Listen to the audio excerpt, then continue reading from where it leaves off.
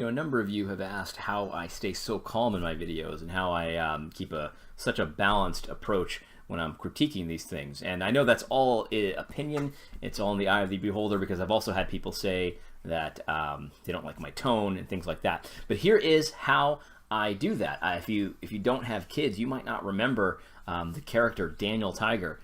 Daniel Tiger is, or at least he was, a puppet character in the land of make-believe in Mr. Rogers' Neighborhood. He was turned into a spin-off show, which is a awesome kids show called Daniel Tiger's Neighborhood. And here is where I learned how not to get mad. When you feel so mad that you wanna roar, take a deep breath and count to 4.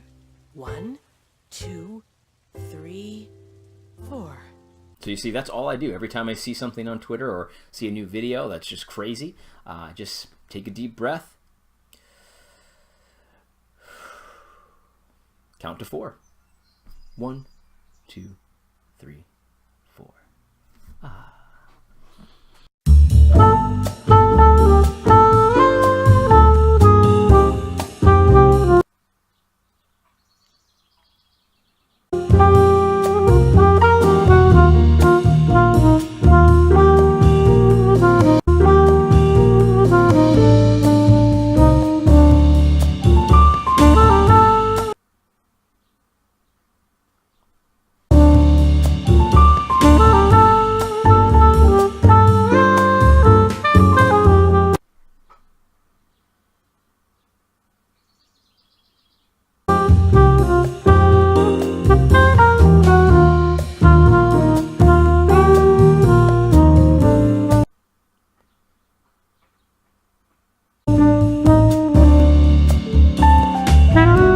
That makes me so mad. Roar!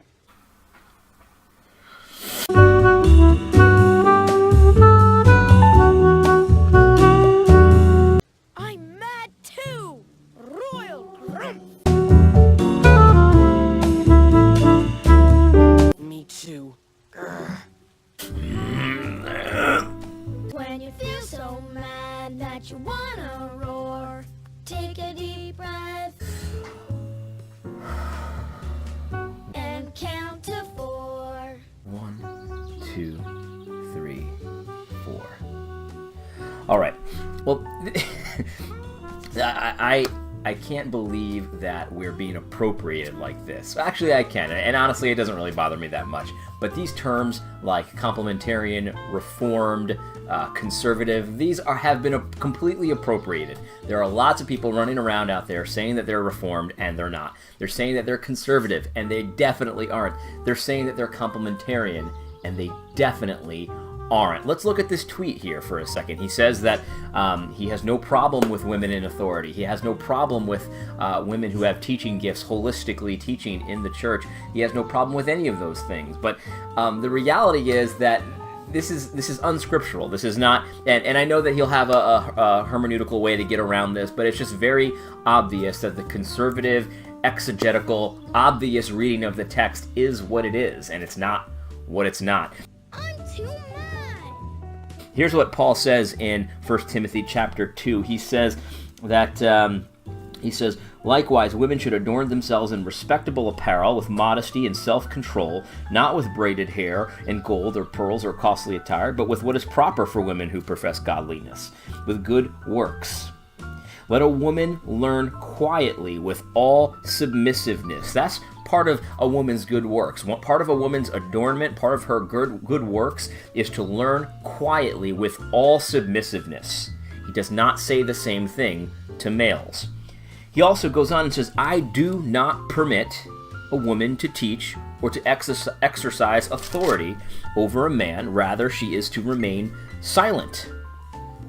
That is completely in contrast to what Kyle Howard says. Kyle Howard doesn't have a problem with women in authority over men. The Holy Spirit does. And then he explains himself further. Paul explains himself, kind of projecting and seeing into the future. People are going to say, well, this is a contextual thing, right? This is a contextual thing for their context. Paul says this is the explanation of why he does not allow a woman to exercise authority over a man. He says, because Adam was formed first, then Eve. And Adam was not deceived, but the woman was deceived and became a transgressor.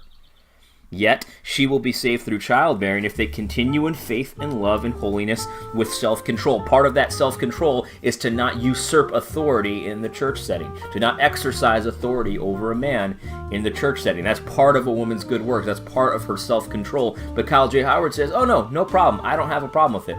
Well, guess what, Kyle J. Howard? Conservative, reformed, complementarian people do have a problem with it. So it doesn't matter if you don't or not.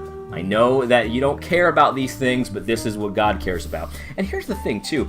Paul tells us why he's writing this stuff. He says this. He says, I hope to come to you soon, but I'm writing these things so that if I delay, you may know how one ought to behave in the household of God.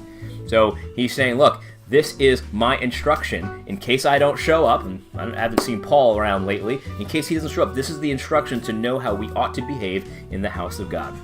Now, this is the reality. There are lots of people that are running around saying that they're conservative, and they're the absolute opposite of conservative. They're saying they're reformed, and they are not reformed.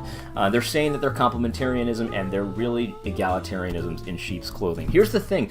It's not just an arbitrary... I think a lot of people have this idea that there's just a sort of arbitrary kind of thing, that God just decided that men were going to be pastors and leaders in the church, and there's really no reason for it. It's just that God just decided it, and so we have to listen to it. And so begrudgingly, they say, okay, well, I guess men have to be pastors, but basically women can do anything else. They have all the same skills, all of the same attributes, and so they're able to do anything except this one thing. God arbitrarily said they can't be pastors or elders.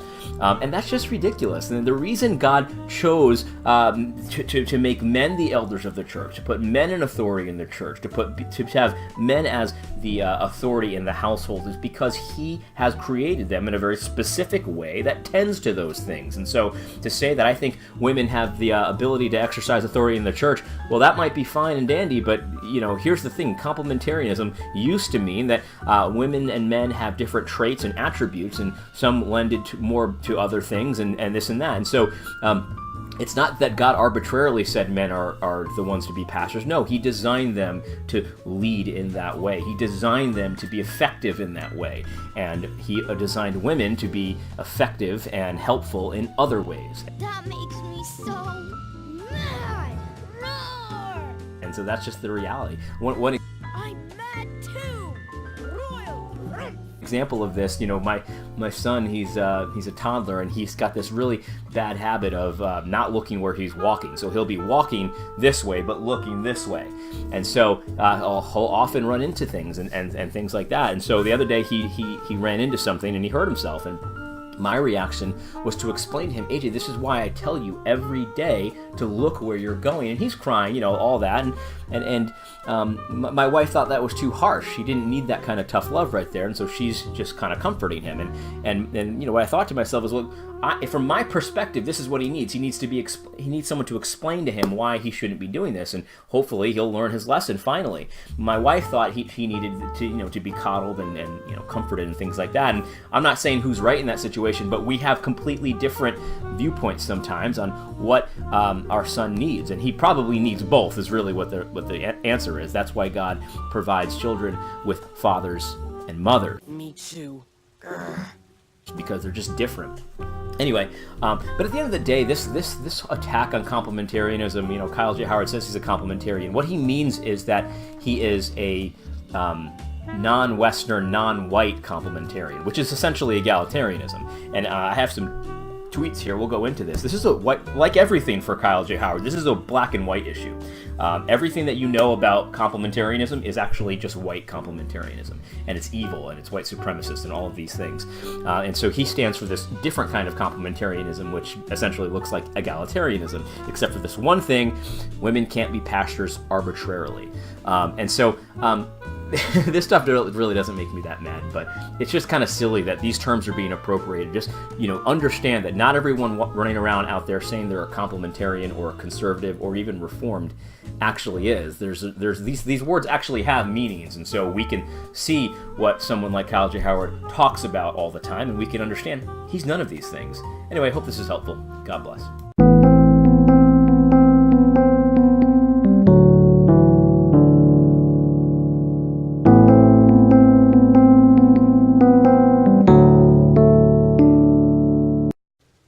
mad too! Royal Grumph!